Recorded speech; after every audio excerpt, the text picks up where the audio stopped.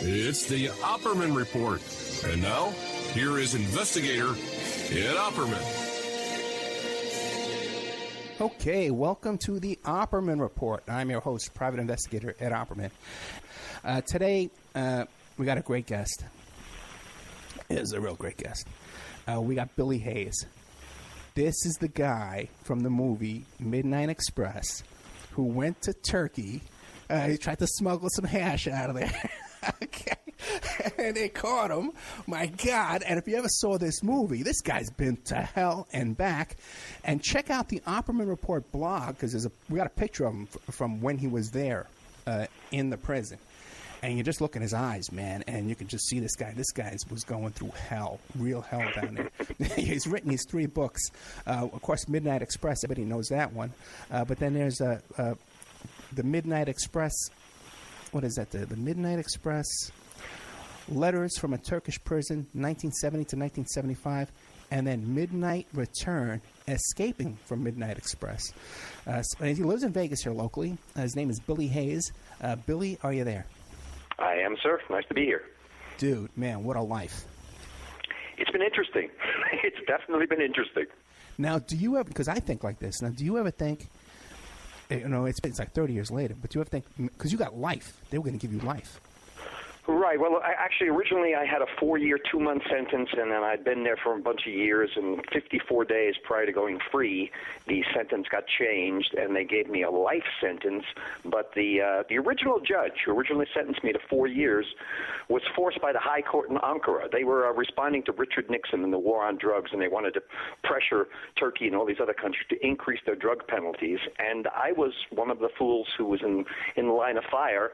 And the same judge, the only prerogative he had to sentence me to life, but he could reduce it to 30 years, which he did. Thanks, I guess. But he actually felt bad. The man showed me his hands were tied. He said he wished he'd retired before he was forced to this verdict. So, he felt bad for me, but he still sentenced me to 30 years in jail. So my eventual sentence was 30 years. Okay, but just think, you could still be there right now tonight. Yeah, one way or the other, though. Desperate men do desperate things, and I was getting very after 5 years in prison, I was so desperate. I needed to get out. One way or the other, I just needed to get out because I couldn't spend the rest of my life in jail. Okay. I got so much to ask you, man. Okay, now you escaped. Right. Is there a reward for you right now?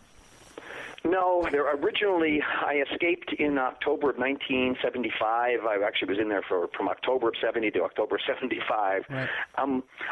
When I got out, the Turkish government didn't issue an Interpol warrant for my arrest when I escaped or when my first book, Midnight Express, came out.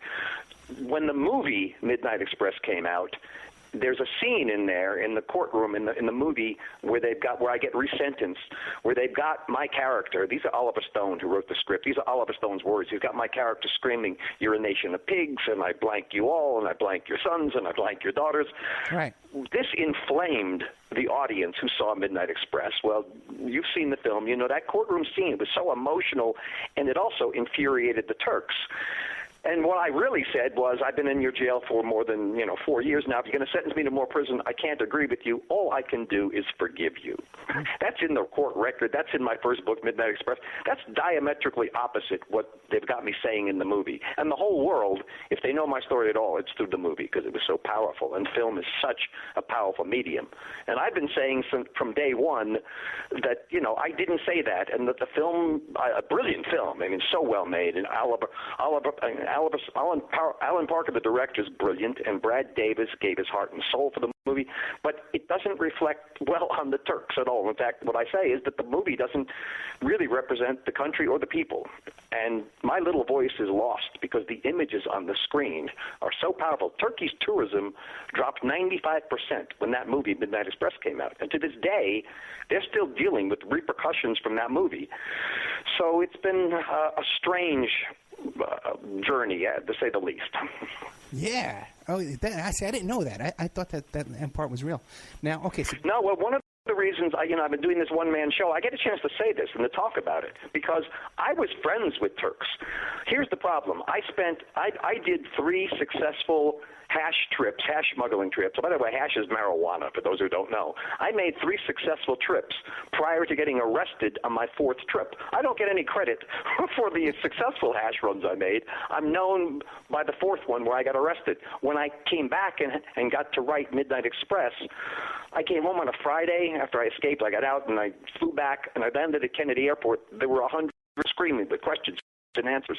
I got home on a Friday. By Monday, I was writing the book, Midnight Express. I wanted to forget prison, but I had so much going on, and I owed everybody in the world money, and in truth, it was the best thing I could do was to write the book. I wanted to forget jail, but it forced me to write about it. I was an English major. I went to journalism school at Marquette. I went out into the world to experience life so I could write about it. Surprise, surprise. But writing the book was very cathartic for me, and it was really good to get it up and get it onto paper. But what I couldn't do was write about my first 3 trips to Turkey. I loved Istanbul. I got along great with Turkish people. I had a Turkish girlfriend while I was traveling. But on the 4th trip when I got busted, when I first got back, in fact, I talked to my lawyer who tried to help me while I was inside. I told him I want to write about my 3 previous trips to Istanbul prior to getting arrested. And he said, well, just let me ask you one question. You want to write on paper that you 3 times smuggled hash from Istanbul to New York before getting arrested on your 4th trip. Is that correct? I said, I guess so. He said, one question, are you out of your mind? You can't say that. It was 1975. We were at the height of the drug war. I said, well, I can't prove. There's no evidence that I smuggled the first 3 trips. He said, you've got the United States is taking care of you now. The Turkish government is going to ask for an extradition for you. You're an escaped convict. You don't want to piss off the United States government. You can't say that you made 3 successful hash runs before getting busted on your 4th trip. So when I wrote Midnight Express, I couldn't talk about everything happening prior to getting arrested. And, of course, the prison, like any prison, is not going to be a nice place to talk about. But my first 3 trips I couldn't talk about. So there was an imbalance there. And then when they made the movie, they took my book, Alan Parker and Oliver Stone, they took my book and made their film. As a filmmaker now myself, I understand the process and what you have to do, but they made some major changes, which some of which I can understand and appreciate, some I can't. But the biggest change was the attitude towards Turkey and the Turks. The movie was deadly for Turkey and their tourism and their attitude in the world. And I've sort of been trying to balance that ever since. Doing this show gives me a chance to do it. I get a chance to talk about this, and people hear the real story. And doing interviews like this with you, people hear the real story, which is something I would like to get out there. Okay, one question for you. Now, you Sure. said you went there 3 times. Now, you're from New York. Right. Okay. I'm assuming you are too, right? Yeah, I'm from. Yeah, of course. That's why I'm going to bring. I'm from the Bronx. Me too, the Bronx. It's Soundview Avenue. Hey, listen, remember Al Pacino? They said, Al, how do you go around all the time without a bodyguard? He says, I don't need a bodyguard. I'm from the Bronx. It's kind of like that. But wait a second. Now, because around 78, 79, I was buying hash in Manhattan for about $800 a pound. Now, what were you paying? Because if you have to pay for this flight to go to Turkey to get it, and what were you paying and what were you selling it for? About $200 a kilo. Okay, so $200 for 2 pounds, which is good. 2.2 pounds a kilo. Yes, $200 a kilo. Each trip, I would buy 2 kilos. I would tape it under my arms on some trips. I actually taped it to my leg my first trip and then wrapped a cast around it. You can make a cast. It's like plaster of Paris tape. You put it in water. You wrap it around. That's how they do casts. I was working at Marquette. I was working part-time at the hospital, working with disturbed kids. Strangely enough, I got a job as a child psychiatric aide. I have no experience in that. I'm an English major. I'm a journalism major. But I met a lady who worked at the hospital. She was older. I liked older girls, like 30. And I tried to pick her up, and she sort of put me down. But she said, I work at the local County General Hospital in Milwaukee. And I said, gee, I need a summer job. And she said, well, what experience do you have working with disturbed kids? I said, none, but, I get along good with kids. Next day, I was at the hospital. I worked there for several months, which was a very intense, emotionally powerful thing for me because I really wasn't emotionally ready to deal with this. But I do get along with kids. But at one point, I would get off. It was a locked ward. And at one point, I would get off the locked ward every break to walk around the hospital. And I walked past a room that was the cast room. I saw a doctor dipping a roll of plaster tape into water and wrapping it around a patient's broken leg, creating a cast. And I thought, That's pretty easy. I could do that. Wait a second. I could do that. My friend had just come back from Istanbul. He had 2 little grams of hash hidden in his money belt. Best hash we'd ever seen. And he told me, he said, it's cheap. It's easy. They sell it right on the street. So one thing led to another, and 2 weeks later, I'm in Istanbul. I've got 2 kilos of hash plaque strapped to my leg, and I'm wrapping a cast around the hash. And then I clomped to customs in Istanbul, and I clomped to customs in New York, and made my first successful hash run. And then what were you selling it for in New York? I made about $2,500 or so for each kilo. So each trip, I would clear about $5,000, which back in 1969, my first trip, and I'm, 20 years old. I've got no responsibility, money in one pocket, hash in the other pocket. Yeah. Life was good. Yeah, that's like a year's rent back in those days, yeah. It was like an immense amount of money, and I had no expenses. Okay. Of course, I was running free and wild, and I wasn't thinking about anything or anybody but myself. And that, of course, leads to, well, we'll get to that. And then how were you selling it in New York? Just to your friends and stuff? Or were you selling it in bulk? Or you had a spot? You don't have to sell hash. They come and buy it from you. I mean, it was the best hash we'd ever seen. Back then, most of the hash, most of the weed, marijuana, was bad. It was ditch weed from Illinois or somewhere. But the only good weed was from Mexico. Was the best hash I'd ever seen. So when I brought it back, I would cut it up into little tiny gram pieces and sell it essentially by the gram. Okay, good. Okay, then you're making everybody I knew smoked hash back then, or pot, or marijuana, whatever, and they all bought it. Okay, and where were you from in the Bronx? I was born on Tinton Avenue, and we lived there till I was 7 years old, when the city was getting to be a rough, tough, bad place, and my dad moved us to the suburbs so I wouldn't go bad. Surprise, surprise. And I lived in Babylon. I grew up out on Long Island in Babylon. Okay. Well, yeah, Babylon, that was a great place to grow up. I loved it out there. Okay, very cool. Okay, so now when you got there, did you know anybody in Turkey when you went there to buy this stuff? You played it by ear? No, I played it by ear. I landed in Istanbul at night, and I actually wandered out into the street the first night I got there. And people had told me, go to Sultanahmet, which was the Sultanahmet Square. It was like the center of the hippie haven of Istanbul. A lot of freaks traveling around the world stopped in Istanbul, and Sultanahmet was the big place to stay. And I ended up talking to some people. I met some guys first night who then tried to rip me off, actually did rip me off, and sold me some bad hash. It was kuna, they call it. It's like dirt and goat stuff mixed up together. But eventually I was able to meet a guy, and we became friends. He tried to rip me off at first, too, but then we became friends, and I went back to – he was a cab driver. I went back to his house, sat with his wife and his kids drinking tea, while the cabbie and his brother-in-law pressed the hash powder, which is how you get it, into plaques, because I knew I wanted them a certain size, because I knew where I was going to put them, either on my leg the first time or tape them under my arms after that, because I only used the cast once. But we became friends, and this same guy is who I bought my hash from each one of my 4 smuggling trips. And so when you get there, how long would you hang out in Turkey? I was there for a couple of weeks, my first trip, because, again, I got ripped off my, second day that I was there and lost all my money, so I had to contact my friends back in New York. They wired me money to American Express. I traveled around Turkey a bit, came back to Istanbul, and then was able to score some really good hash and then put it in the cast. After that, each time I would go to Istanbul, I'd spend a couple of weeks there because I loved Istanbul. It's an amazing city. And, again, I got along great with the Turks, except for those people who were, arresting or beating my feet. But I didn't meet them until later. But I actually quite enjoyed Istanbul. It's an amazing city. Okay, now the time you got busted, the 4th time, did you have to do the cast gig, or you didn't use the cast? No, I only did the casting once, because as I was leaving Istanbul with the cast the first time, clomping up to customs, the customs guy, he looks at my passport, looks down at my cast, and he asked me, how did you break your leg? I said, I'm climbing on some ruins down south. Then he asked me for the doctor's note. The doctor's note? I was a moment of panic, but I sort of got it together and said, I guess I must have lost the doctor's note down south, and, do I have to go all the way back down there with this broken leg to get another note? And the guy looks at me, and he looks at the long line, and he waves me through.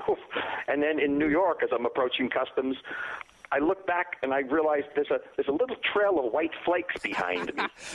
And I realize my cast is crumbling beneath me as I approach customs. But they just stamped my passport and waved me through.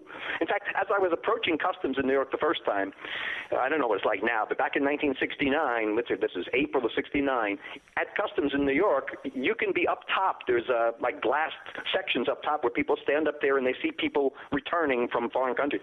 I look up top. I've got my cast is crumbling. I'm approaching I see the stuff on the floor. I'm thinking, oh no, my cast is crumbling. And I look up and see my three friends, the guys who essentially financed the trip, standing up in the glass where the visitors are, screaming and yelling and laughing because they know I'm back and I've got the hash, which really freaked me out. But once they waved me through customs, my friends, they kind of motioned me from a distance. They still didn't want to really be known that we're with me yet. They motioned me, and I followed them out, and we went through the parking lot and got to their car and drove back to Manhattan as an adventure accomplished.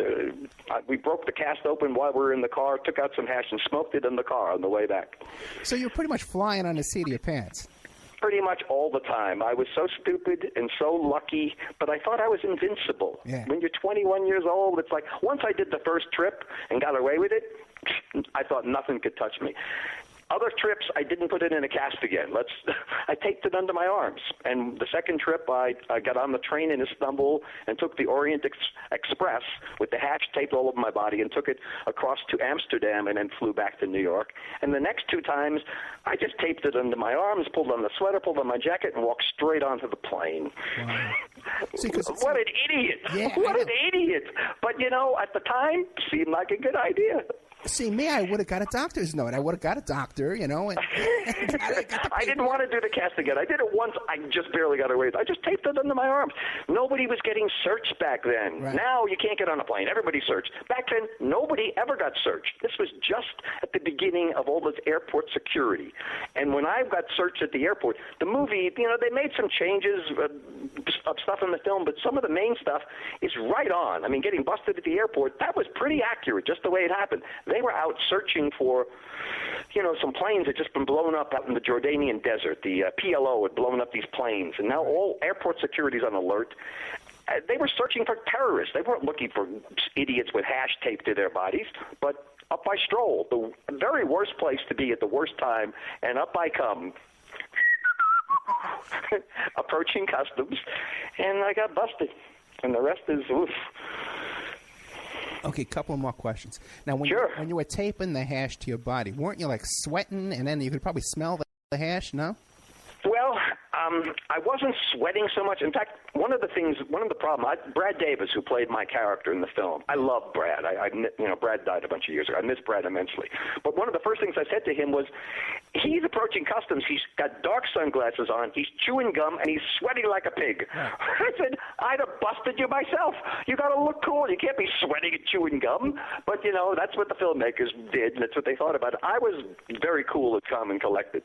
And invincible. I mean, the only way you get away with something like that is if you really believe that you're fine and innocent and cruise on through, which I did. And again, when I got busted, they weren't really looking for me. They weren't looking for hash smugglers. They were looking for terrorists. And this guy, they were searching people at the plane. And they hit this hash under my arms, and he's thinking this is a terrorist wired with explosives, and he screams, "Bomba, bomba," and all the soldiers swing their rifles down, and people are screaming and collapsing on the ground. And this young cop sticks his pistol under my stomach. The pistol's shaking in his hand. Wow. And he lifts up my sweater, and it takes him a moment to realize that it's not a mad bomber wired with explosives. It's just hash. It's some idiot out here smuggling hash. I could see the relief on his face. He yells to all the soldiers, "Hashish, hashish, Esral," the Turkish word. He says, "Esral, Esral," and all the soldiers put their rifles down. They're so relieved, and all the people get up off the ground. They're all so relieved that it's not a mad bomber wired with explosives. I, of course, wasn't so relieved because it was the beginning of a very long 5 years. Oh boy! Now, was your girlfriend really with you like it was in the movie? No, they had her there so that when she did come to visit, you would know who she was. They had that scene in the glass where she presses her breasts against the glass, which was actually very accurate. But they initially, this was, I was there by myself. I didn't have a girlfriend with me. This was my friend from high school. We were, lovers occasionally, but mostly we were friends. friends, and we became really, really good friends in jail through letters, because she was my connection with femininity and my eyes to the world. And she traveled the world, and she was an adventurous. She was one of the first women who raced the Iditarod, the dog sled race in Alaska, and she climbed mountains in Nepal, and all of this she wrote back to me. So it was my way of connecting with the outside world, and she kind of saved me while I was in jail. It's horror, Barbara. Most of the letters, that one book, Letters from a Turkish Prison, most of those letters are to that woman, Barbara. The rest are to my friends and family, but most of it is to Barbara, because she's the one I could really write to. I couldn't, I told my folks the truth, but I'm a poker player. I'm very discretionary about what I say, and I didn't want to really, they've got so much weight on them now that when I really got down, I had to write to somebody, and I wrote to Barbara, and she sort of saved me in jail. Yeah. By the way, the Letters from a Turkish Prison, that's an incredible book. And there's all kind of pictures in it, too. And as you can see, the handwritten letters. Yeah. I put a lot of handwritten letters so you can kind of see it. And the photos, like the photo you got online, that's me sitting on my bunk, and I believe it was late 1973 or 74. And this cameraman came around taking pictures of people. And there I am on the bunk. And I wanted to use that. The cover of the Midnight Express letters is a painting. It's Vincent van Gogh's painting of... it's called Prisoners Exercising, and it's prisoners walking around a stone courtyard. Right. And in the foreground is the blonde-haired prisoner facing out, looking at the viewer, which was Vincent van Gogh. He sort of had that reddish blonde hair. I saw the first day I escaped and got to, my first real day of freedom was in Amsterdam, and I walked out in the morning. I dyed my own hair black in an Istanbul hotel room during the escape, because I had blonde hair and a blonde mustache, which kind of stood out. So with this black hair, in Amsterdam, my first morning of real freedom, I walked out and got my hair dyed blonde, because I have blonde hair, and 5 minutes later, I'm wandering the magical streets of Amsterdam, and I find myself at the Rijksmuseum, and suddenly I'm face to face with this big Van Gogh painting, Prisoners Exercising, and this blonde-haired prisoner, I just dyed my hair blonde again 5 minutes ago, this blonde-haired prisoner is staring out at the painting at the viewer, out at me, who's staring back in at him. It was such a bizarre experience that I knew someday I'm going to use this painting for something, and it became the cover of the Midnight Express letters. It's that painting. Incredible. My wife has published all the books, by the way. We got the rights back to the original book, Midnight Express, years ago, and then there came Midnight Return, the sequel book. Again, prison was weird. Getting home was really weird, and that's a lot of what Midnight Return is. And then the letters, of course, were...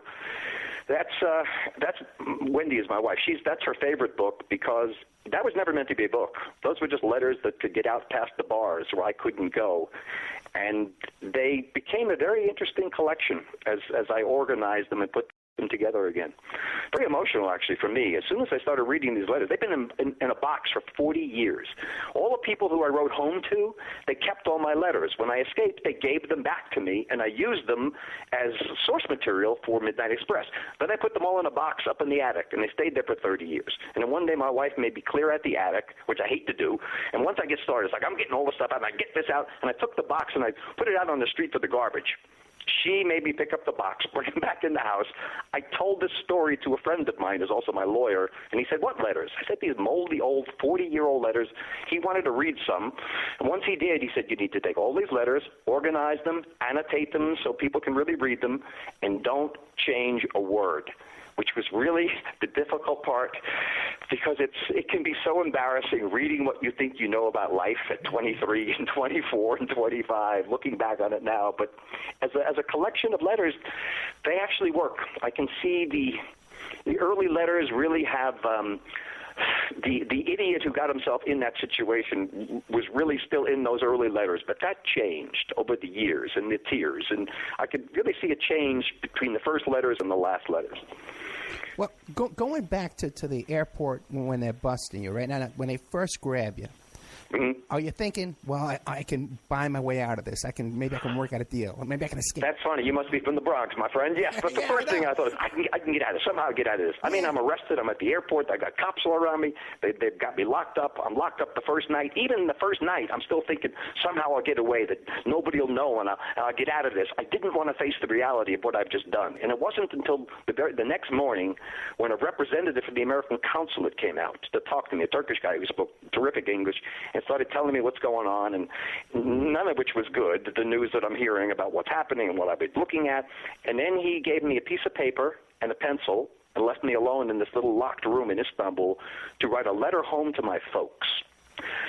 And that's when I couldn't avoid it anymore. That's when I had to face the reality of what I've done, because I know that's probably still the hardest thing I've ever done in my life, because I know the pain that this letter is going to bring to my family and my parents. And I have such good folks. I mean, I have such wonderful parents, and I never thought about them until it was too late. And suddenly I realized I've just put my parents in prison, and they were there every day, every night for 5 years. My mom suffered through this.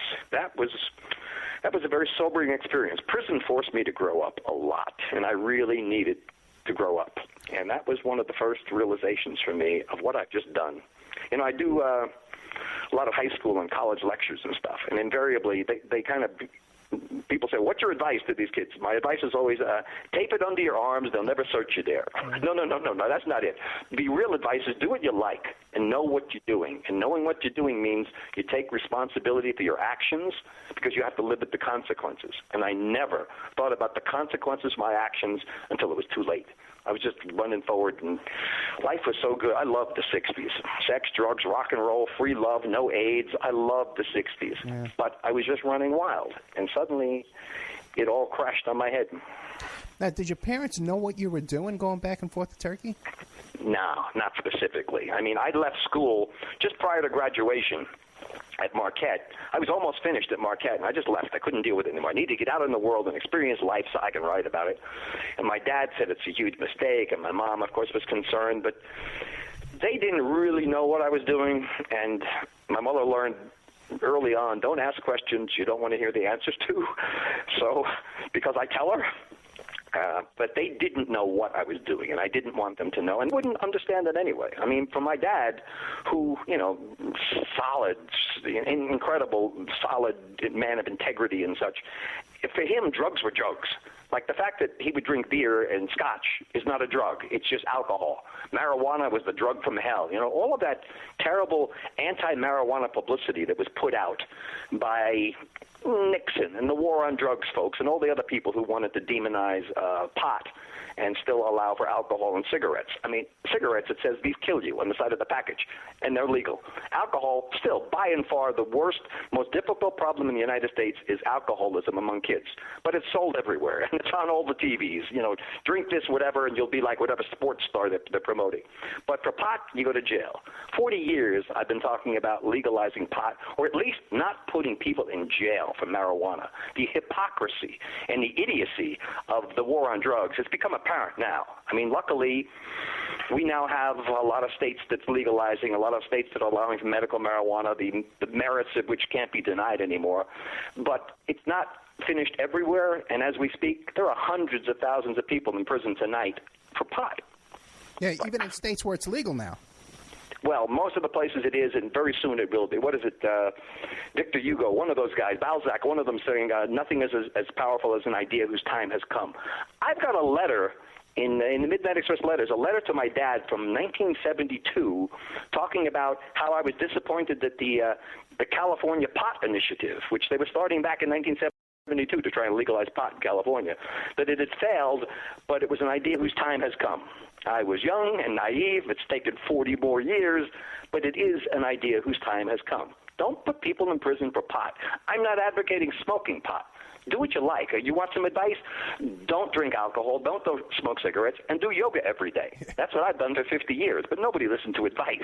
But just don't put people in jail for pot, and that's beginning to happen. Unfortunately, we have for-profit prisons.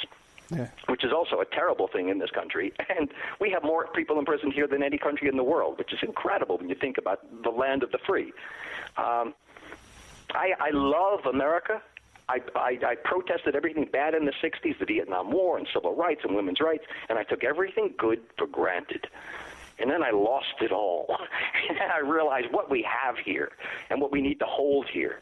And that's part of it now, is changing the laws on marijuana, stop imprisoning people for all of these consensual crimes. I'm rambling. Usually I have my wife with me when I'm doing this, and she'll put her elbow in me and say, "You're rambling." So you have to stop me when I keep rambling like this. Well, we got to take. It's your show. Cut me off, please. We got to take a commercial break, but trust me. Okay. Now the chat rooms are loving what you're saying. So okay. We are here with Billy Hayes, author of Midnight Express, the Midnight Express: Letters from a Turkish Prison, and Midnight Return: Escaping Midnight Express.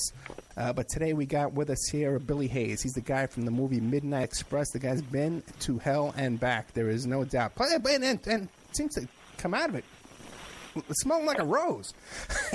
Considering, bro. Well, I've got people say the same thing. My advice is always, go get yourself arrested, spend 5 years in jail, escape, write a book, and the rest is all gravy after that. Yeah. It's all downhill, yeah. Yeah, you must have an attitude like that, though. Listen, I've been through. Listen, pal, I've been through it. Any meeting you go into, right? What do you say? What are they going to do to me? I've been to a Turkish prison for 5 years. It's an interesting perspective to have. I used to run marathons too, and I'm an actor, so you have to go in and do auditions. And I'd be out running 10 or 15 miles, and then I'd come back and I'd go to an audition, and people are nervous at the audition. I keep thinking, wait a second, I just ran 10 miles. I just escaped from a Turkish jail. What could happen to me? They're going to reject me for a part? It kind of puts a little perspective on my. Like my dad says, I don't sweat the small stuff anymore. I live here in Henderson, right? And we got that Black Mountain, the highest peak here in Henderson. Right. They're over by, what is that, the Anthem, And me and my kid, we've hiked up that thing 20 times, 110 degrees. When my kid was 5 years old, she hiked up to the top of that mountain in about 105 degrees. Okay. Good for her. Yeah. And, man, I'll be sitting in a meeting, in an office someplace, and I'll look out, I'll see that mountain. I says, man. Right. Nobody in this room has done that but me, There you go. Yeah. There you go. It's true. Okay. I like, we recently moved here to Las Vegas. I love it out here. It's been really great, really good for us. Well, everybody winds up out here. Seems that way. I was, we're from New York. I was in L.A. for more than 30 years.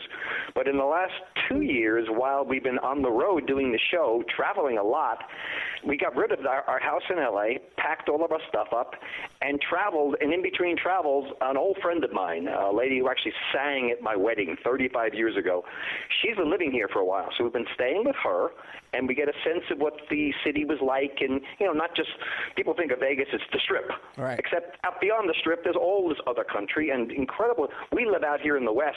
I'm 10 minutes away from Red Rock Canyon. I can go hike up in Redwood Canyon, hang out in the middle of nowhere up there, and meditate as the sun goes down. I love it out here, and the weather is nice. I don't want to see winter anymore. The last 2 winters back east have been brutal.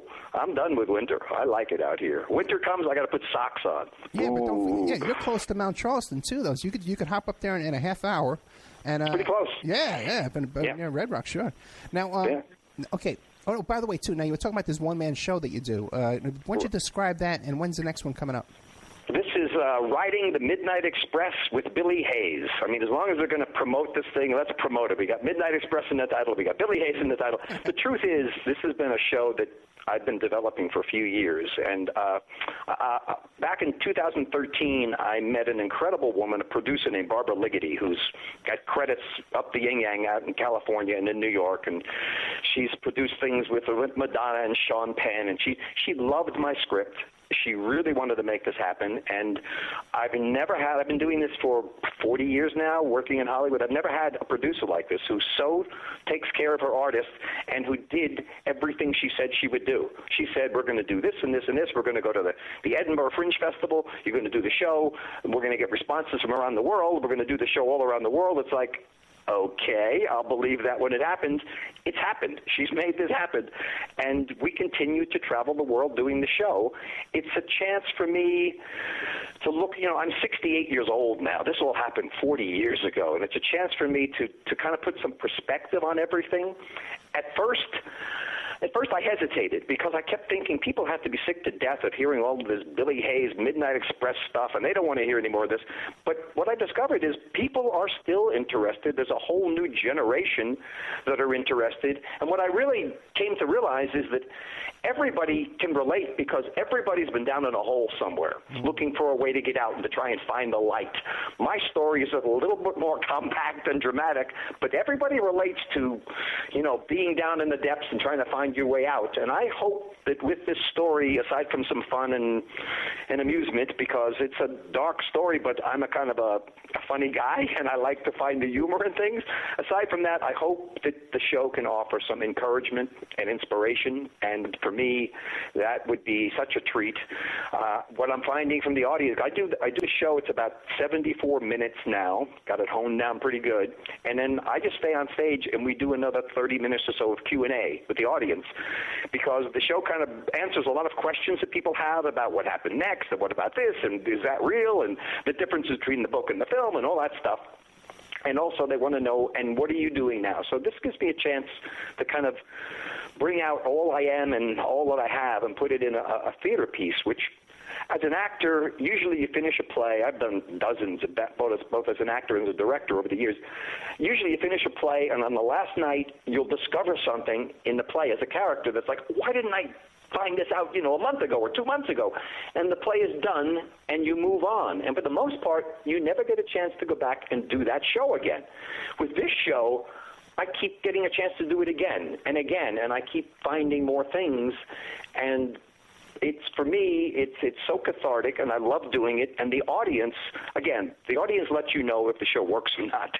You know right away if it worked or it didn't. The audience has been so overwhelmingly positive and so encouraging to me that it's been a joy to be able to keep doing this. And we're hoping to be coming up and doing it here in Vegas. We're talking to various theaters now. It's looking like January, February, we'll be down in New Zealand and back to Sydney, Australia. I did Melbourne, Australia last year, and now we're going to do Sydney and New Zealand. There's an Irish tour that's being lined up, and I'm Irish, and I've never been to Ireland, so that looks like it might be happening afterwards. But we're still trying to get it back here in Las Vegas, where I would love to do the show. And obviously, when I know, you'll know. I would love you to come see it. Oh, I would definitely love to come see that. That would be really cool. Now back to the prison. Mm-hmm. Back to Turkey prison. Now, okay. So now you write the letter to your dad. Now, did they shoot right over there to get you out? My dad came over to visit after about a week. He was talking to people at the State Department of New York. He came to visit, and he was a rock for me. My dad, he made several different visits. He tried everything he could to try and get me out, to work in the State Department people. The bottom line is, people say, why didn't the United States government, bring you home? Well, it's the United States government that got me arrested. Yeah. They're the people who increased the penalties, pressured countries all over the world to increase their drug penalties to the point where we have these draconian penalties now. Prior to the war on drugs, most countries didn't even bother you for pot. And now it's the opposite end of it. And in Malaysia and places that you get death from marijuana. They smoke more cigarettes in the world there, but for marijuana you get hung. So that stuff was in the air. What did your dad do for a living? What kind of career? My dad worked at the Metropolitan Life Insurance Company in New York. He started there when he was 17, and he worked there for the next 42 years. You talk about steady and solid, worked his way up. He became a manager and a director and a VP and that kind of stuff. It just wasn't what I was going to do. I always wanted to be a writer. Since my earliest days, that's what I wanted to do. Mostly because you didn't have to dress up, right. You didn't have to take any bull from people, and you could travel around. All you had to do is write. And therein lies the problem. All you have to do is write. So I went to Marquette because they had a terrific journalism school. Yeah, my dad was an accountant for the Children's Aid Society in Manhattan, and I put him through hell too, man. So we got a lot in common, man. I got to tell you, so I could just imagine your poor dad. He wasn't in any condition to go to Istanbul, Well, he made probably about 4 trips over the years. We didn't want my mom to come. It would have been just too difficult for her to see me there, and it would have killed me to have her see me in jail. Because that's, again, the pressure and the pain I brought to my parents was probably the worst part of jail for me. Once you get in and once you get acclimated and you work your way around, you figure what I discovered in prison is that I'm very adaptable. I don't like change, but I'm really good at it if I have to. And I learned a lot about myself in jail, stuff I needed to learn. Life was so easy for me prior to that. I mean, school and girls and sports and everything else was easy, and then suddenly it wasn't easy anymore. And that was a good thing. I needed that. I needed some discipline, and I needed to think about who I was and what I was doing, and all of those metaphysical questions of, why am I here in this body, in this life, in this prison, in this world, all that stuff that on the outside in the 60s I had no time for. I was running full speed ahead, sex, drugs, rock and roll. I was running full speed ahead. Suddenly it forced me to think and evaluate, and that was a good thing. I needed to do that. And I discovered yoga in jail. Actually, I discovered yoga just before being arrested. I had Light on Yoga, which was written by B.K.F. Iyengar. He's the man who essentially brought yoga from the east over to the west in the mid-'60s. I had his book, Light on Yoga, in my backpack while I was standing there at the airport being arrested. And I've done it every day since. Yoga saved my life in jail. It still does. I can't do without it. They let you keep the book. Well, you could for a while. Invariably, what I discovered was every so often, every couple of months, at 5:30 in the morning, the doors would clang open and the guards would rush in and soldiers would rush in and they call it an arama control, and they'd open the lockers and tear everything apart. And for some reason, they took all the books, and we didn't know why. Maybe they thought people were hiding stuff in them. We discovered later that all those books got sent out to the bazaar in Istanbul to the used bookstores, and they got sold. But, you sell them, and then more books come in. They would allow books in. They would allow musical instruments. People played guitars and had flutes and things. They like to, give prisoners something to do.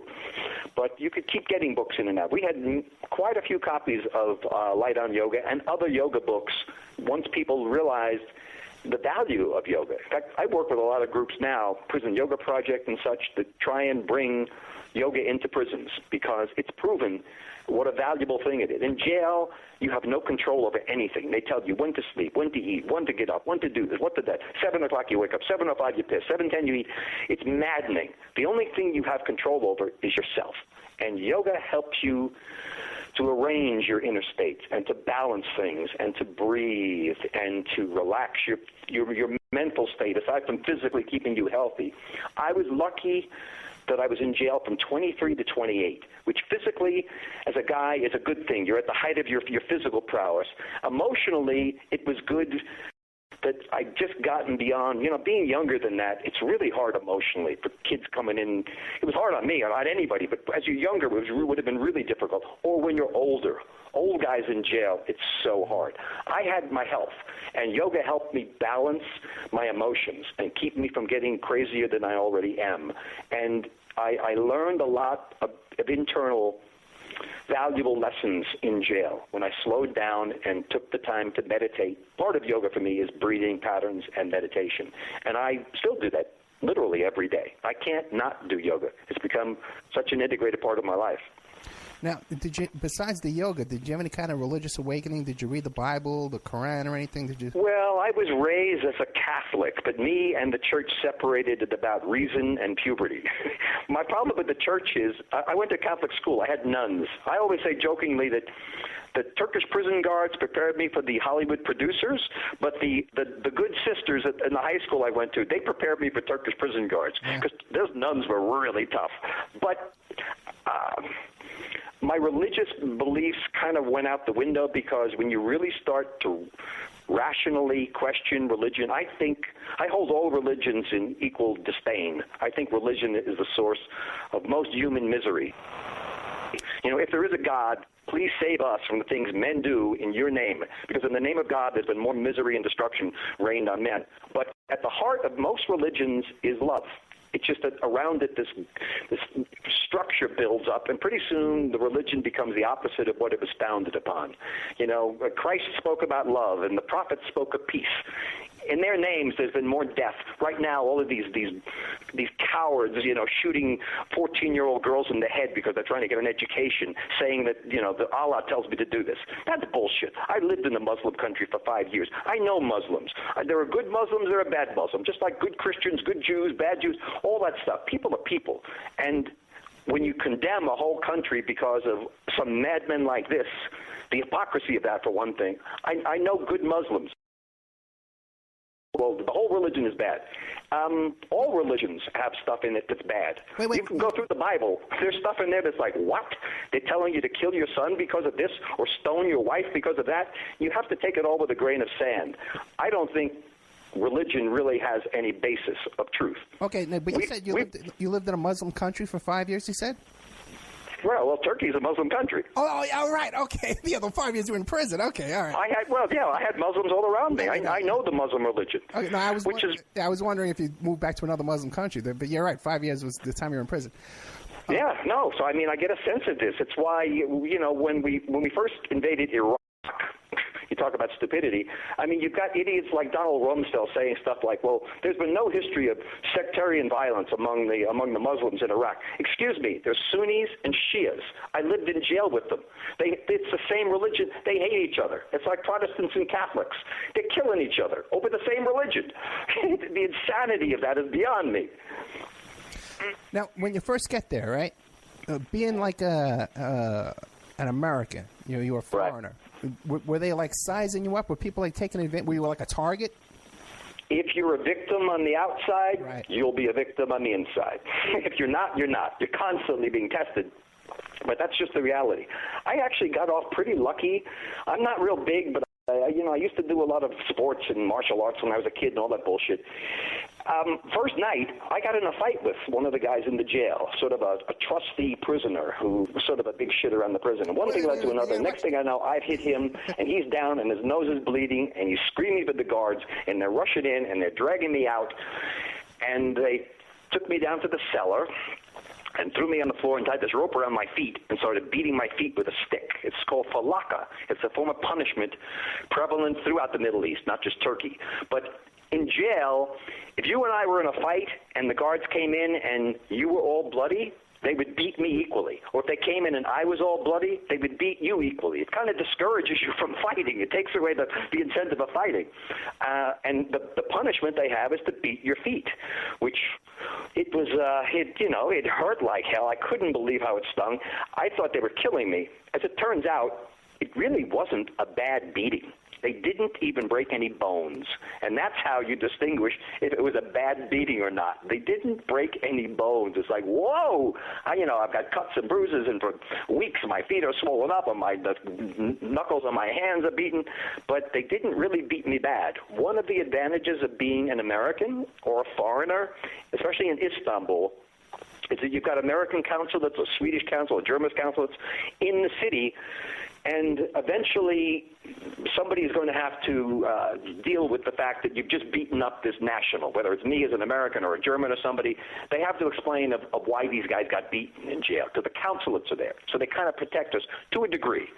And that kind of beating where they just beat you, that's not so bad. They beat people and break bones the first day and then beat them the second day and beat them a third. They were just teaching me a lesson. People like, there were a lot of student activists and protesters going on while I was there in the 70s. And, these people, they would catch a student activist or somebody, they would beat him for information. They want him to give names of other people. And that's when it becomes bad. That's when, people say, well, you were tortured in jail. No. I wasn't tortured. I was beaten. There's a big difference between being tortured and being beaten. Beaten is teaching you a lesson. Torturing is getting information and all that horrible stuff that goes with it. I got off lucky because I got beaten the first night, but that guy, he walked around the prison for weeks with a black eye and a big swollen face.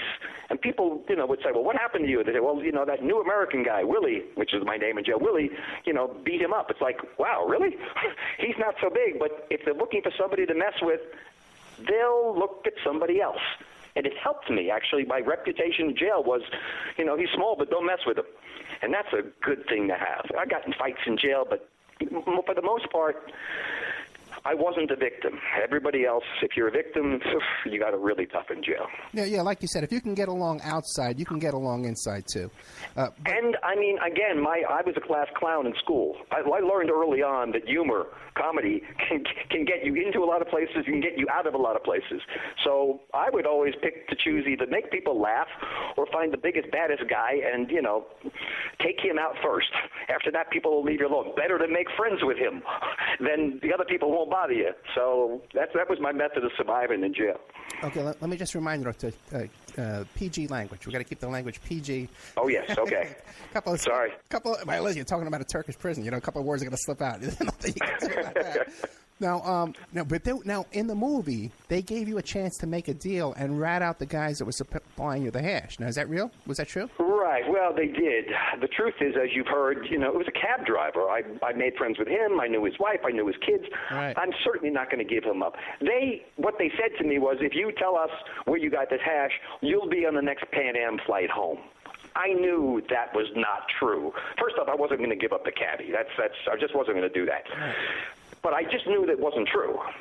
But I wanted to appear cooperative because I'd just seen people getting beaten in jail. My first days in there, I saw what they did to people. So it's like I wanted to be cooperative and tell them I could point out the guys that sold me the hash. I also thought this would be a chance maybe to escape. This is the very first day I'm in the jail. Before I'd even gone out to the major prison, they brought me back to the pudding shop, which is the local hippie hangout for the 60s, where everybody traveling back and forth hung out in the pudding shop. And I told them that's where I bought my hash from. And these 4 cops took me out onto the street, plainclothes policemen. They're in a box around me. We're walking down the sidewalk. Freaks are jumping off the sidewalk a block ahead of us. Everybody knows these are 4 plainclothes cops. We sat down at the pudding shop. These guys kind of positioned themselves around, kind of like the movie, positioned themselves around me. And I'm supposed to be looking for the guys who sold me the hash. What I'm thinking about is how can I escape? How can I get away? But with these 4 cops around, that's not going to happen. So I ordered some tea and I ordered some rice pudding, thinking this may be the last outside meal that I'm going to eat. And after about an hour, these guys gave up and they took me back to the local lockup. And I never did get to point out where the guys are. In the movie, they've got me running through some stalls, and eventually the American cop puts his pistol to my head. That's kind of what happened, but a little bit different. But you did try and make a run for it? Well, I was in when I got busted at the airport, they kept me in this little room for a couple of hours and ripped off the hash, and they were fingerprinting and doing all that stuff. And then they had somebody come, and he was an American. I never learned his name. I called him Tex because he sounded like a Texan to me, who came and picked me up at the airport. I'm assuming he was DEA or somebody like that. But he drove me from the airport to the Istanbul lockup. And as I was in the car with him, actually, he took me out of the room, sat me down in his car, and he was standing up front doing paperwork with some Turks. And I'm thinking, I got no handcuffs on, the doors aren't locked. I'm hoping that maybe we'll get, drive somewhere, we'll get to the sea, I'll open the door, maybe Tex will let me pop out and roll over and swim away. I hear the door open, I turn my head, and there's a pistol pressed up against my temple, just like in the movie. And Tex says, William, you seem like a nice enough kid. I feel real sorry for you, but if you try and escape, I will blow your brains out. He meant it. I put off all thoughts of escape until later. Much, much later, as it turns out. 5 years later. Okay. Although I tried several escape attempts in between. Right, but finally, let's get to that. 5 years later, I was able to pull it off. Let's get to that after these commercial messages. Sure. We are here with Billy Hayes, one of the fastest talking guests we've ever had. I'm from New York, after all. Yeah, Midnight Express, man. This is the guy from Midnight Express.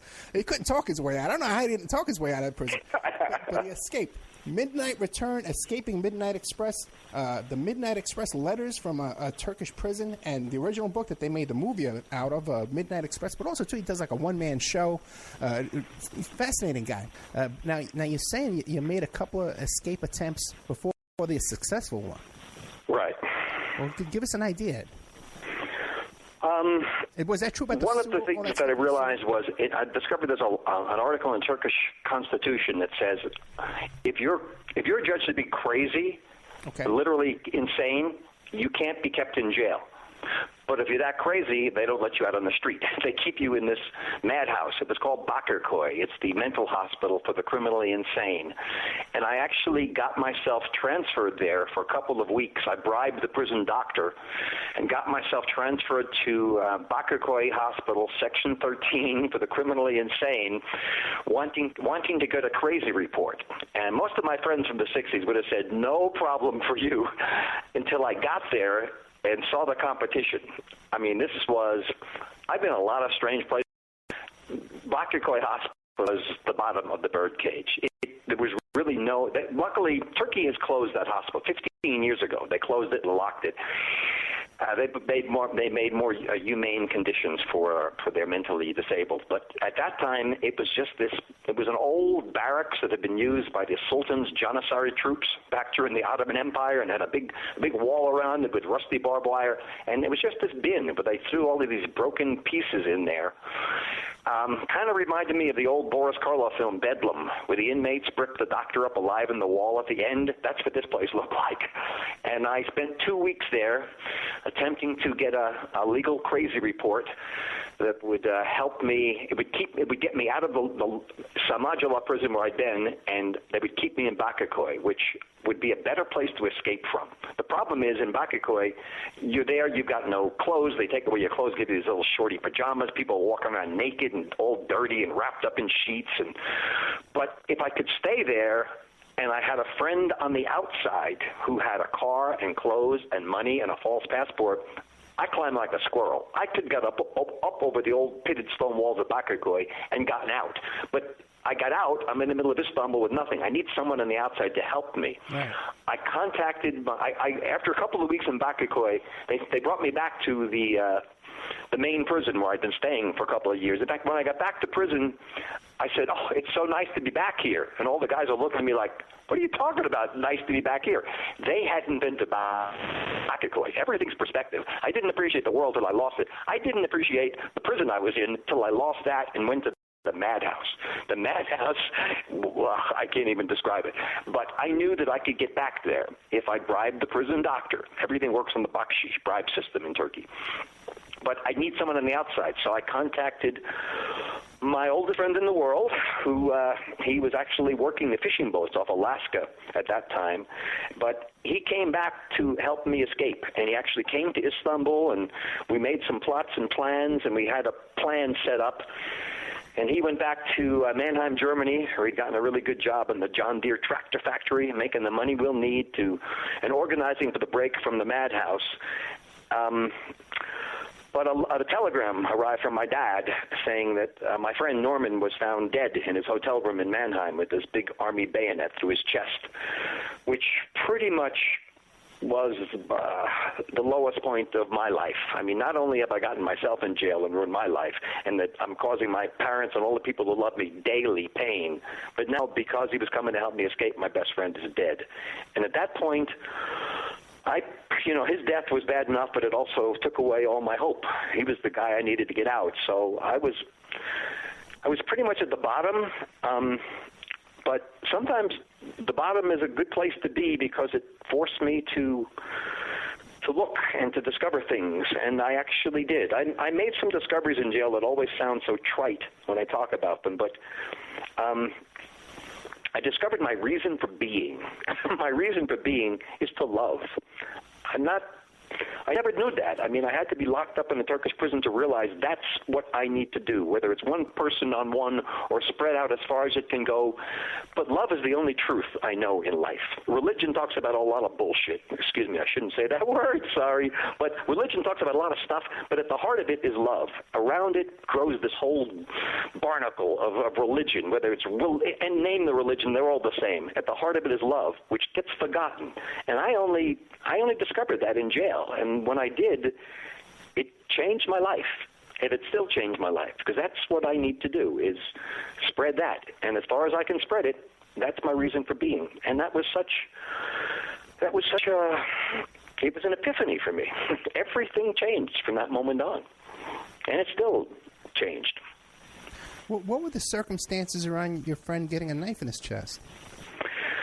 He was dealing with people getting false passports and a car because he was going to drive from Germany down to Turkey for me, but he was also dealing with, underground elements. I needed a false passport, and he was in the process of doing that. But he was also, this guy's problem was women wouldn't leave him alone. Everywhere he went, girls just flocked to him, which is great for us back in high school and college. It's kind of like you put him on a string and send him out, and he'd bring back, he'd come back with 3 or 4 girls. So everybody loved him. He wrote me a letter while I was in jail. He'd come to Istanbul, we coordinated, he went back to Mannheim, Germany, and he wrote me a letter telling me about the progress he was making with plans. Of course, we're writing in code, and it's easy to smuggle letters in and out jail, actually. But he mentioned how he was messing with the wife of this American Army sergeant from the nearby base, which was typical of a Norman. Again, women just wouldn't leave him alone, and he loved it. And I guess he thought he was a whole lot more worldly than he really was. He was sort of a poet and a dreamer and such, and he just was found dead with this bayonet. It was an army bayonet in his chest. They didn't know who killed him. At first they said it was suicide, and then they realized it's not suicide. The guy's got a big army bayonet to his chest. I'm sure it's because he was messing with this army sergeant's wife. Nothing was ever proven, but for me it didn't matter really much anymore because he was dead. However or why ever it happened, he was dead. My hopes for escaping from jail died with him, and everything sort of turned black for me for a while until I found a way out of it. But that's the reason why I think he was killed. But you talk about a lot of bribery. Now, how were you getting money? Your dad was sending you money? Money could be... luckily, we have a lot of time here. Money, if people would come and visit you in jail, if the American consul would come out, you would sit at tables, around a table in a room, and you could talk to people, and then they'd bring you packages and such, and, all of it would get controlled, meaning searched when you bring it back in. If you didn't have the American consul, you would have visits through the glass, like when my girlfriend came, and, you can't really touch or pass anything because you're looking at each other and speaking through a hole in the glass. But when money would come out, if people would bring me money and give me like $10 bills, let's say, at a table out in the front where we're visiting, and now I got to go back and get back into the jail, and the guards are going to search you and look through all of your stuff, and they're going to say, what have you got? And I say, well, I've got, looking around quietly, I've got 10, I've got 9, I've got 8 $10 bills. He takes 2 of the $10 bills. I take the other 8 in my pocket, and I go into the jail. The guards all want you to have money because everything works on the bribe system. No matter what you do, there's a bribe. It's bakshish. When the guard comes to tell you that you've got a visitor, they come to the door and they open up a little metal thing in the door and they give you a visitor slip that gets you out. But before they give you the slip, you have to give them a pack of cigarettes or a 5-lira note. Everything works like that. So they want you to have money. So it's actually easy to get money in jail. This is as strange as that sounds. You have to know how to do it. Obviously, you've got to, know the ways of jail, but it's pretty easy to do. And then also, legally, you can have money deposited in the prison bank up front in the jail, and each week you're allowed to take out X amount of money from the prison bank. But the truth is, people smuggle it in all the time. Now, everybody I know that's ever been in prison, they always got these long stories about recipes and stuff like that they used to cook, while they were in there. Do you have any of those? Well, I'm not much of a cook, but invariably the food that they give you is like bread every morning if you get there in time, otherwise somebody will steal it. And then at noon they come around with these big steel pots full of lentils and beans. 80 guys locked up together in a cell, and every day they serve beans. And in the evening they come around with some other kind of crap. But then they sell stuff. Prison is this vast captive market. And again, you can take money out from the bank or you can smuggle money in, but carts, outside food vendors would come around to the prison, pushing these big steel carts, selling all kinds of stuff, fruits and vegetables and yogurt and onions and olives and pistachios. And you can buy, if you got money, you can buy anything in jail. There's more drugs in jail than on the street. You can buy a gun in jail if you want. Anything you want, if you got money, you can buy in jail. It's a little microcosm of the outside. So in your prison, there was a lot of guys using drugs? Everybody's using drugs. Everybody smoked weed. hash. They didn't have, it's the same thing, but it was how you make it and how you press it, and it's hash over there. And virtually everybody smokes cigarettes, which I didn't smoke when I went into jail, but everybody smoked, and there's just so much smoke in the air. I started smoking cigarettes in jail just because everybody else was smoking. I didn't even like it, which is why it was easy for me to quit. But everybody smoked hash because it made it easier to be in jail. And at one point, after I got out, this whole epidemic of heroin hit the prison. And in fact, in Midnight Return, I've got letters from a friend of mine who was in jail. I sort of follow, after I escaped, I follow his story, what it was like for him inside, and my letters back and forth. And I've got handwritten letters from him in Midnight Return talking about the heroin epidemic that hit the prison. But there's a lot of drugs around, of course. We actually, at one point, people were making homemade wine. You get grapes or you get pears, and then somebody from the kitchen would bring up some yeast, and they put it in a bag or in a can and have it somewhere, and you ferment wine just to escape. Everybody's trying to escape somehow. Oh yeah, I was right. You stayed in touch with some of the guys that you were in there with prison with after you got out. Not too much. What I discovered was that people you knew in jail, you really didn't want to have connection with when you're on the outside because they've sort of seen you at your worst and your lowest and stuff. Most people get out and they forget, or they try and forget. In my case, I didn't have that option. I got out, I got home on a Friday. By Monday, I was writing a book. I wanted to forget jail. I didn't want to write about it, but economics forced me to, and the situation forced me to. And the truth is, it was my therapy. It was so cathartic to get all this stuff out of me. It forced me to relive this stuff. I was having terrible nightmares at first when I got back. But as the words kind of stuck to the page, the nightmares sort of stopped. It sort of settled onto the page, and it became a very cathartic thing for me to be able to put this whole prison experience into a book. Then I discovered acting, and I met an acting teacher named Eric Morris in Los Angeles who saw right through me and knew all the stuff, that how I covered up. He said, you realize every time I get you to talk about your prison experience, you make some glib little comment or a joke. I said, well, that's not true. He said, it is true. You're afraid to deal with it. You don't want to touch this stuff. And I didn't. There was just so much going on that in jail, if stuff happened, and like emotional stuff happened, and you just couldn't deal with it, my image was just put it in this metal box and close the lid, because what you have to deal with is right there in front of you, here and now, in the prison. What's going on? All the emotional stuff, I just kept putting it into this closed metal box inside me. When Norman died, I had to put him deep in this box. I couldn't deal with it. And eventually I got out, and this box was rumbling. And, when I first got home, people suggested, very kindly, but they all suggested, you should think about therapy. I said, no, I don't need any therapy. I'm fine. I desperately needed therapy. Writing the book was the first version of therapy. And then becoming an actor and talking with Eric, and he made me realize, he said, all that stuff, you're afraid to deal with it. And it was the truth. But he made me realize that all of that stuff is my gold. G-O-L-D, as an actor. As an actor, you need to be able to connect with your audience. You need to replicate what's going on with your character. And I had so much stuff to use, but I was afraid to use it because it was overwhelming to me. And working with him really became therapy for me and made me realize that I can put all this stuff into place. I take all my chances on stage now. I don't want to do anything out there in the world again and get busted and go to jail. I'll take all my chances on stage. And all that stuff is part of my repertoire as an actor that I can use. And that's become so good for me and so therapeutic. I still do it. I'm going to do it every night when I'm doing my show. That's a good question, though. Now, after you got back, you never did any more crime in your whole life. You never did anything. Well, I smoked pot illegally until it became legal in California. I don't think I committed any other crimes. Okay. Why would I? I don't need to. I'm just, wondering. No, I mean, other than that. A lot of people do, Yeah, but I'm trying to think what I might do.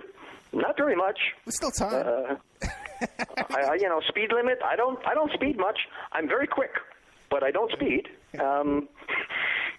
And now I have a medical marijuana license in California, so I could smoke there. I can probably smoke in Nevada in a couple of months because I think they're going to be legalizing here too. Yeah, me too. It's all set up. Now, yeah, well, it's about time, please.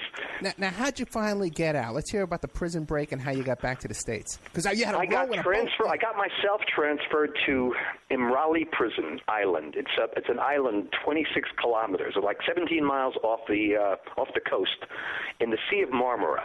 And I'd heard, again, in jail you're always listening, talking to people, trying to find information about stuff. I heard that this island was a really good place to go. They called it half open because they didn't have like a wall around the prison. The prison in Istanbul had this big wall of barbed wire and stuff. The island itself, they considered the sea to be the wall around the prison because prisoners work there. A lot of prisoners were there, people who had been in jail for years, and now their time is running down, and they're less likely to try and escape, or for various reasons.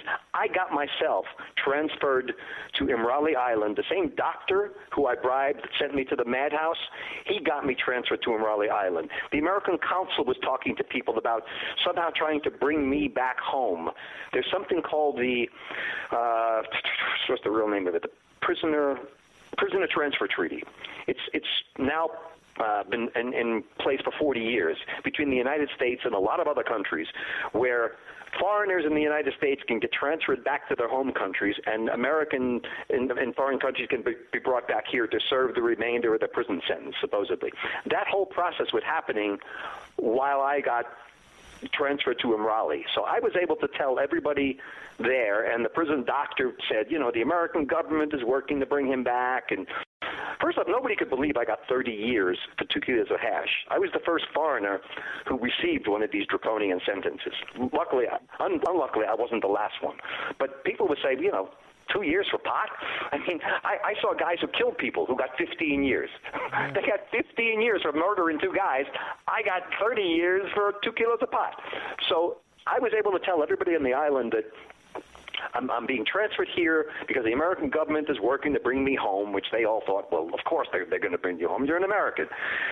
But it just took the onus off the fact that I'm really there to escape. And this is an island, and I'm a lifeguard. I worked over at Gilgo Beach and Cedar Beach and Fire Island. I'm a really good ocean swimmer. I was a lifeguard for years, and I'm desperate.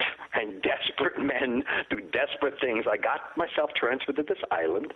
It was a work island where the fruit and vegetables would be brought over from the mainland every day. They had a canning factory there, cheap labor, prison labor. The boats that would come from the mainland weren't allowed to spend the night in our harbor because it was a prison island. But one day, a storm was coming up, and I saw that the boats were already anchoring for the night because the storm was getting so bad out that they weren't going to leave some little horseshoe-shaped harbor. And each boat had a little wooden dinghy tied behind it. And once I saw, at first I thought about swimming, but 26 kilometers is a really long ways, especially after 5 years in jail. But these little wooden dinghies, so I just knew the next time there was a storm, I arranged to get myself out past the night bed check, which was pretty easy. I became friends with one of the head gangster prisoner guys. In jail, it's really strange. The hierarchy in prison is sort of the reverse of what it is on the outside. The worst people who do the biggest, baddest crimes are at the top of the social structure in prison. The bottom of it is the hash smugglers like me. But I was the only foreigner on the island. All the rest of them people were Turks. I spoke good Turkish at that point. I made myself friends with the number one prisoner gangster guy who, in jail, there's the guards and people, and then there's the people who really run the prison, which are the wealthy gangsters who get busted for one reason or another, and they know somebody bribed somebody else's rival and they got thrown in jail. They're only going to be there for a couple of months or 6 months. They know they'll be out eventually. Paperwork will change. Somebody will get bribed. But while they're in jail, they live like kings, and they're the guys who really control things. I arranged to become friends with the head gangster prisoner, and I could get out past the night bed check because of that. And I knew if I got one of these little rowboats, I'm going to row to the mainland and get myself, one way or the other, get myself back to Istanbul. I had a friend in Istanbul, a guy who'd been in jail with me for a bunch of years. He'd become a Muslim. He spoke good Turkish. He was working as an assistant manager in a hotel. And he owed me big time. I kind of saved him from a bad beating once in jail, and he really owed me. So I knew if I could get to Istanbul, he'd hide me out in the hotel for a week. I'd get some false papers, and I'd slip out of the country. So I got myself out of the jail into this little rowboat. I swam out, cut the rope on a rowboat, and rowed to the mainland. Spent all night rowing across the mainland in a storm. Hit the beach of Asia Minor as the sun was coming up, and then made my way back up across the coast of Turkey back to Istanbul, where my friend was, and I thought he was going to hide me out. But unfortunately, when I got there, the hotel manager said, "Oh, Wolfgang," which was his name. He said, "Wolfie, you just missed him. He left yesterday for Afghanistan." It's like, no, don't tell me that. That was the end of Plan A. I was so freaked and exhausted, I wanted to just collapse on the ground and cry. Well, wait a second. Let's back up a little bit here. So all that stuff in the movie about you pulling the gun and changing the clothes, none of that really happened? None of that. They got me killing a guard, right. butting this guard who they got me trying to rape me, which didn't happen, and butting this guard, and he hits his head on a spike. And then there's that sound effect. That I've watched that scene with and without the sound. It's all in the sound effect. It's like a couple of special effects guys spent hours with a big watermelon and a spike trying to find that right sound, and it's visceral, and it hits. They've got me killing that guard and skipping out the door, which, I always say, if it was that easy, skip out the door, it wouldn't have taken me 5 years. I didn't kill that guard. I got transferred to the island and escaped off the island in the rowboat and then rode through Turkey and spent 3 days running through Istanbul. When I got to Istanbul, wait, my friend wasn't there. That's the end of Plan A. My next Plan B was to get to the Greek border, and there's a river that separates Turkey from Greece. It flows down from Bulgaria, separates Turkey from Greece. And I knew if I got to Greece, they would never send me back to Turkey. They've been enemies for 1,000 years. And for my crime, it's pot. If I kill someone, that's a whole different story. Aside from the moral, karmic implications of killing another human being, legally, the Greeks wouldn't have let me go. They would have held me. The U.S. wouldn't have allowed me back in. I'd have to go to Uruguay or somewhere and live in the mountains, which is one reason I didn't buy a gun in jail when I was plotting all of this escape attempt. And I had money. My dad smuggled money into me in a photo album. And in jail, if you wanted a gun, you could buy a gun. But if I've got a gun and you've got a gun and we're pointing guns, somebody's going to be shot and dead. If I'm dead, I'm dead. Or if you're dead, then legally I'm not free. I can't go anywhere. So I didn't buy a gun because I didn't want to have that choice. But I was able to eventually make my way from Istanbul by bus to Edirne, which is an old border town on the river, the Maritsa River, that separates the two countries, and then swim across the river at night into Greece. I wasn't exactly sure. The river has changed over the years. The borders changed over the years. When I got to the other side, it was the middle of the night. I wasn't exactly sure that this was Greece. And I didn't want to run up to the first guy and have him be a Turkish soldier. So I kind of wandered through the woods all night. And just before dawn, I came out of the woods to a little dirt road, which I knew I shouldn't be on, but it felt so good on my feet because I'd taken off my shoes back on the Turkish side of the border. Now I'm walking barefoot. Shows how goofy I'm getting. But this Greek soldier, suddenly this bayonet slashed down in front of my face, and this guy yelled something, and I didn't understand him, and he yelled again, and I realized I don't understand him. And I speak good Turkish by now, which means he must be speaking Greek, which means I'm in Greece and I made it. And I kind of collapsed on the ground with this big grin on my dirty face, and the soldier started blowing his whistle, and more soldiers with flashlights circled around me, and this captain guy stuck his pistol in the light, and he said, "Who are you? Who are you?" I said, "I'm an American. I just escaped from Turkey." They kept me in a little room in the woods for 12 days while the Greek government figured out what to do with me. I know I could sit on my head for 12 days after 5 years in jail, and I know the Greeks are never going to send me back to Turkey. So eventually what they did was deported me as a bad influence upon the youth of Greece, which is literally the same charge against Socrates. They didn't ask me to drink any hemlock, which is nice, but they deported me, and I took a flight from Greece, and I was able to fly with a very strange stop at Frankfurt to Amsterdam. And I knew that if I'm going to be free anywhere in the world, it'll be Amsterdam. And it was. I mean, I got off the plane and took a bus into the city, and, they just stamped my passport like any other free man. And my first 4 days of freedom were in Amsterdam. Wait, before we get to that, because you said you had no shoes. They gave you shoes? Say again? Because you said you came out of the woods, you had no shoes. They hold you for 12 right. days. So they gave you shoes before they put you on a plane. No, the American consul, Jim Murray, who met me, and after they caught me in the woods, they kept me there for 12 days, and they took me to Thessalonica, and Jim Murray, the American consul, was such a cool guy, came out and he brought me food and clothes and books and a pair of his own sneakers. Okay.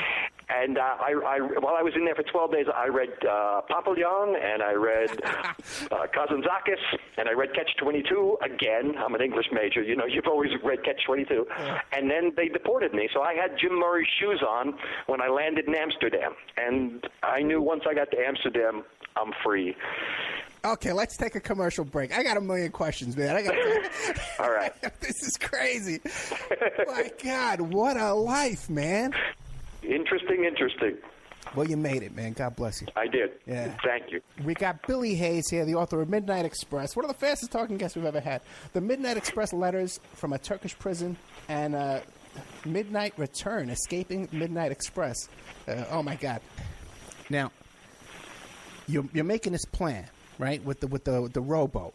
Before you do that, though, are you doing like push-ups and chin-ups and stuff like that to get in really good shape? Because you haven't been. I was an athlete in school. I was a wrestler and a surfer and runner and all that stuff. So I was always in shape. I used to do martial arts. And then, of course, in jail, I did yoga every day. When I got to the island, actually, my first job there was on a conveyor line picking strawberries and they canned fruit and stuff because they had this cheap prison labor. But then I got myself transferred to a lifting and a toting job, carrying these 50-kilo sacks of beans and fruit up from the boats that would arrive every day and arrive at the dock, and then we'd carry them up the hill to the canning factory. And I wanted to do that job. I got myself assigned to that job because I wanted to get hard and healthy for my escape. I stopped smoking cigarettes in jail. I started in jail. I stopped. I was smoking hash in jail because it made it easier to be there. I didn't want it to be easier. My life was fading away. I stopped smoking cigarettes. I stopped smoking pot when my sentence got changed, and I just focused on getting out because I know, my life is passing. 5 teeth in 5 years have fallen out of my head. Friends have gotten married and divorced, and life is going on, and I'm still in jail. I've got really, really strong and healthy to get out. Again, I was lucky I was young, 23 to 28 when I get out, kind of at the prime physically. Yeah. I got you, man. But no, you weren't doing any swimming, though, right? No swimming until I got to the island. Actually, the first day I arrived on the island was a free day. I got to swim in the sea. Okay. I've been bathing out of a sink with a plastic pitcher once a week with 10 other guys for 5 years. Wow. I get to swim in the sea. It was unbelievable feeling. I almost took off from there, straight across 27 kilometers. But swimming, you could do it. About once a week, you get a free day. You could swim if you wanted to. Okay. That makes sense. Okay. But even rowing that boat, that must have been pretty tough, right? Well, yeah, but again, I was in prime condition, and I was very motivated. I'd row 1,000 miles if it was going to get me free. I was really motivated. I was going to be free or dead. That was the bottom line. For one of the nice things about jail is your options are so limited. Yeah. You got to deal with what's in front of you. Where's your food? Is that a knife in somebody's hand? You got to deal with what's going on, but you don't have that many choices. Life gets really simple. It's one of the problems, and it's one of the hard things about it. You have to make your day interesting. What do they say? You have to use your time, or your time uses you. Well, we're down to the last 20 minutes now.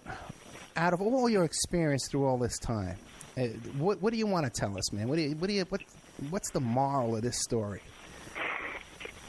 Well, again, for a moral, I think I mentioned in the beginning when I talk to high schools and college kids, because they all think they're invincible. They know that nothing will touch them. And the reality is, my message is do what you like. Know what you're doing. Knowing what you're doing means you take responsibility for your actions, because you have to live with the consequences. And I never thought about my consequences. Now, when I do things, I try and think about the consequences before I do them. I think that's one of the factors of getting older and hopefully a little bit wiser and having a little bit of impulse control, which we know when you're young you have pretty much zero, is what I had. And again, for me, the lesson was that my reason for being is to love. That made me a very different person. It focused my life in a way that nothing else had, and it still does. Now, so as soon as you got back to now you got back to the States, you got the new shoes. The guy gave you the shoes. Right. All this kind of stuff. Now, you went straight into acting? You didn't have to get a job or anything like that? Or you must have had... No, actually, when I got home on Friday, by Monday I went straight into writing the book. That's what I did instantly. And that took up 4, 5, 6 months. And then I was looking for, well, what am I going to do now? And my lawyer, Michael Griffith in New York, he got me out to Mineola High School to talk to the kids when I was just starting to write the book. And I thought, well, wait, you want me to come to the school and talk to your kids? But it was a good thing for me. I got a chance to talk to an audience, and I loved the energy back and forth with an audience. And I went to HB Academy in New York, HB Studios, and studied there for about 6 months, and then moved to California, and that's where I met Eric Morris, the acting teacher that so changed my life. And I've been acting for 40 years, doing a lot of theater. I direct a lot of theater. I've done all kinds of TV and on soap operas. I got shot to death by Charlie Bronson in the movie Assassination. That's kind of the high point of my my film career, at least, was getting shot to death by Charlie, which I just loved. Yeah, what was it like working with him? He was a joy. He was a treat to work with. Very quiet, doesn't really say much. We were shooting a scene, the film called Assassination. His wife, in real life, Jill Ireland, was playing the wife of the president. Charlie was the Secret Service guy assigned to protect her, and I was playing Wolfgang, one of the terrorists who was trying to kill her. We were shooting a scene out in California at Will Rogers Park about 3:30 in the morning. It was cold. It was wintertime. It was sort of rainy. They were setting up lights up in the hills for her to run away and then supposedly kick down the door of this shack that they've got there in the park. And I see her up on the hill, and I point the gun and try and shoot. It was taking them forever to set the lights. And at one point, Charlie Bronson comes out of his trailer, comes up to me, and he says, this is a long time ago, he says, kid, can you take a fall? It's like, sure, Charlie. Well, I don't know what he wants, but sure. Whatever Charlie wants, you say sure. And he tells him, all right, get the lights out of the trees. We're done with all of that stuff. Bring him down here. The kid he shoots the door. He kicks it in. He sticks his rifle out the window to shoot her up on the hill. I'm going to be down below the window. I'm going to grab the barrel of the rifle. The kid hangs on, and I'm going to throw him on the ground, shoot him, and we're all going home. It's like, okay, Charlie. And that's what he did. I ran up. I machine gunned the door, kicked the door, stuck the machine gun out the window. Charlie was down below. He grabbed the barrel of the gun and then threw me out the window. 6 times. They shot that 6 times. And then they rigged me up with squibs, and Charlie grabbed the gun, and he shot me, and they had all the squibs go off. People have said, wow, that scene in Assassination, the way you bounce around with all those, getting shot, it looked real. I had burn marks all over me from these squibs. They're not supposed to burn you. They're not supposed to do that. These 20 or 30 squibs were burning up my body. But it was a good scene. I got to be shot to death by Charlie Bronson, and it's my moment of film fame, I think. I bet you wish Theater-wise, I've done a lot of good work, but that's my favorite film part. I bet you wish you had the hash tapes yourself. Oh, yeah, it was really good hash. No, I mean, it was taped and then they put the squids on top of that. But now, that would have been good, too. Now, did Charlie know that you were the guy that you were in prison for 5 years in Turkey? Yeah, pretty much the word gets around. I don't usually tell people that. Strangely enough, guys coming out of jail don't usually tell people they just spent a whole bunch of time in jail. I never had that option. The whole world knew that I was in jail and why I was there. But I don't bring it up right away. Eventually, it goes out. What I found as an actor, it was a sort of a two-edged sword because it would get me in the door of a lot of places for auditions. Everybody wanted to see, who's this weird guy who escaped from jail? It didn't always get me the roles. They weren't seeing me as the part they were casting. They just saw this escaped prisoner kind of guy, and they wanted to meet me. And sometimes it got me jobs. There were a few things where it worked out perfectly. I did a thing called Stingray, a TV show with Nick Mancuso, where the guy supposedly had been in a Russian jail for 5 years because of something that the lead character, Nick Mancuso, did, and now I'm out and I'm stalking him. So I went into the audition. It's like, I don't have to do anything. I've already been in jail for 5 years. I can deal with that. So I got the part. So, sometimes it works for me. I remember that series, too. Now what? That was fun. That was a great show. We shot that up in Vancouver in about a week. Okay. Great to work with. I really like Nick Mancuso. Terrific actor. Now, what about like when you go to the bank and stuff like that? Because I know, like I saw you on Facebook, and as soon as I saw the name, I recognized it right away, and I says, "Hey, is this the same guy?" Now, do you get that? Yes and no. Again, it's been a long time. It's 40 years ago, so depends upon who knows what. There's a whole younger generation that, of course, weren't even born when all this happened, but they've seen, the movie keeps playing. Again, there's my problem. I love the movie Midnight Express, but you don't see a single good Turk in it. It creates this overall impression that they're terrible people. This is a horrible country, none of which is true. You've heard my stories. But the movie is still out there. It keeps playing. Somewhere in the world, right now tonight, it's playing somewhere. They keep playing it. So if people don't know what I'm talking about, they think, well, that's what Turkey is. Well, I get a chance to talk about it in a lot of ways now. Sometimes people remember, they hear Billy Hayes. We know that name from somewhere. A lot of the younger kids have seen, there's a show called Locked Up Abroad that was an English show that literally was 6 seasons of stories of people who have been locked up abroad, and they did their version of my show called The Real Midnight Express a few years back. And it was an incredibly successful show. They aired the show itself 35 times, and I stopped counting. I wish I'd gotten paid for each one of these, but I didn't. But the show itself, they air all over the world.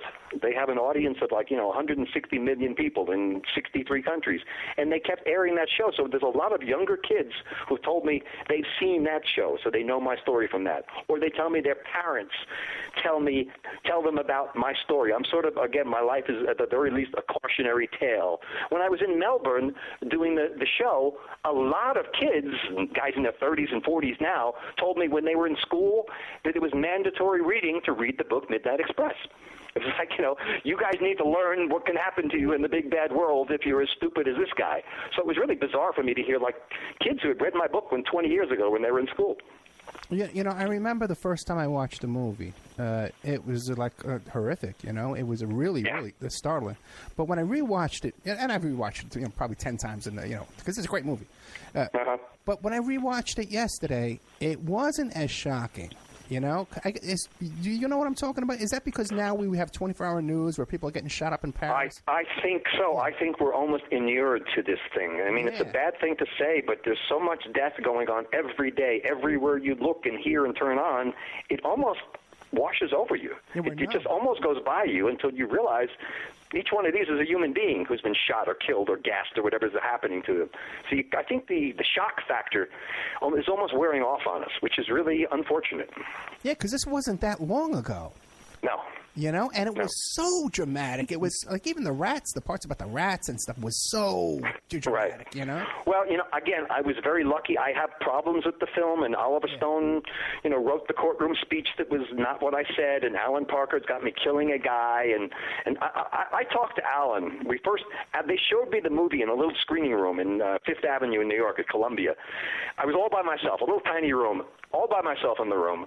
When I finished, I could barely breathe. I could barely speak. I was sweating. Alan Parker was out there. He said, well, Billy, what do you think? I said, I love the film. What happened to my rowboat? I missed. Prison takes away so much from you. Escaping and getting myself out gave me back that sense of self. The prison it breaks you down in a way that you never recover from. And escaping got me out. I wanted to see my damn rowboat in the movie. And he said, what 45 minutes of this film do you want to cut out to put in your real escape? The audience has had enough. Get them out of the bloody theater. As a filmmaker myself now, I understand maybe why he did it. I understand that, price-wise, it would have cost them a lot of money to shoot on the sea at night and running through Turkey for 3 days. And Alan was maybe right. The audience has had enough. Get them out of the theater. But I missed it, and I certainly didn't like the ending with killing this guard. That guard was actually killed by a fellow prisoner who he'd beaten in jail. And while he was beating him, they found some hash somewhere, and they wanted to know where it was from, and the guy said it was from Allah, from God. And, of course, they beat him for days.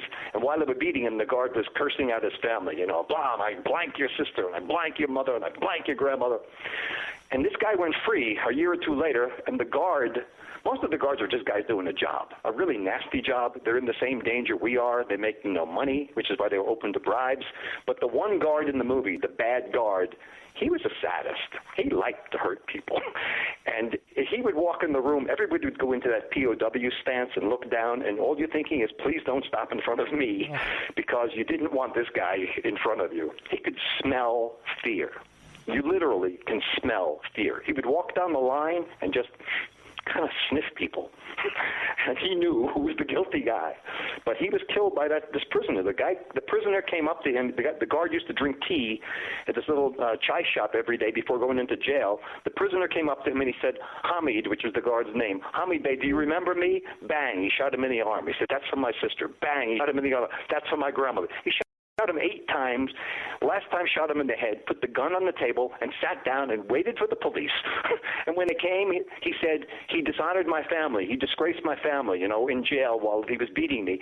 It's legally, on Turkish law, there's a crime called a crime of honor. And this guy got 15 years under the crime of honor point for killing this guard. I got 30 years with 2 kilos of hash. He got 15 years for a death. It's like, I don't know what to make of it. You could have had a hash of honor. There you go. Could have made it. Hey, by the way, real quick, I'll tell you a funny story. Is one of my producers, Keith Davis, his mother, and he tells the story all the time, his mother was smuggling hash out of Morocco. Right around the same, I love his mom. Well, yeah, she's actually a famous. She was called the marijuana mom. She was a famous activist from around that time, around the 70s and stuff like that. But what do you call it? She got caught in Morocco. She had a couple of pounds of hash in Morocco in her hotel room, and they came in, they busted in, and she had it all hidden, and she just took out a couple ounces as though this is all we had, and she was pregnant at the time too with Keith. And they let her go, man. They felt sorry. Oh, wow. Yeah, I know. I hate to tell you. Well, Keith is a lucky guy from back before he was even born, so good for him.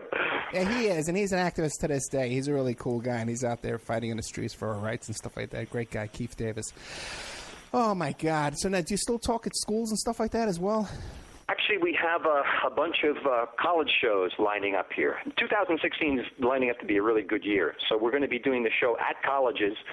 And then, obviously, as I mentioned, in Australia, New Zealand, and Ireland. And I'm hoping here in Las Vegas, somewhere in the near future, you're going to be the first guy I contact, and I'm going to tell you when we're at, and I'll have 2 seats down in front for you for riding the Midnight Express somewhere in the coming year. You know what, man? I would love that. Thank you so much. Right. And whenever you got a gig, man, let me know. I'll promote it for you. I'll mention it on the air. Absolutely. I appreciate all you've done here tonight, and, getting my books out there is a good thing. Everybody's self-published these days. It was nice when a publisher did it, but they promoted it. They put me out there, but they took all the money. Now there's no publisher. You got to promote it yourself. So I do appreciate the chance for you allowing me to talk about my books.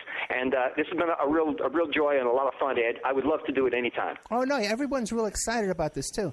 And another thing, too, you have to look forward to is all the other hosts listen to my show, and they'll steal all my guests. So you're going to be getting a lot of invitations in the next week.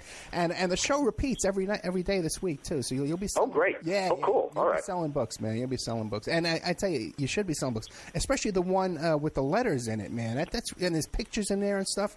That's my wife's favorite book, too, because it wasn't meant to be a book, and this is what it really feels like, and it's got...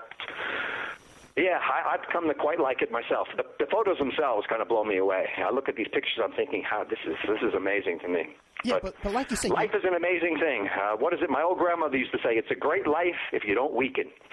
So you hold steady. I will be talking to you down the line, my friend. Yeah, and I just want to say, too, that the picture that we used on the blog, you do look really healthy in that picture. Like you could swim the 17 miles. Oh, I was healthy. I was really healthy. I mean...